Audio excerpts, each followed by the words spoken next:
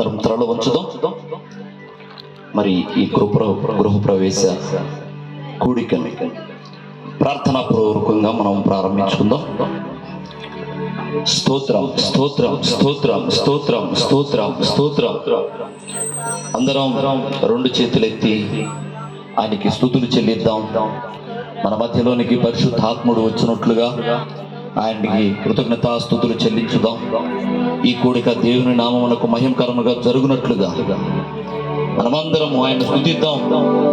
స్తోత్రం స్తోత్రం స్తోత్రం స్తోత్రం స్తోత్రం స్తోత్రం స్తోత్రం.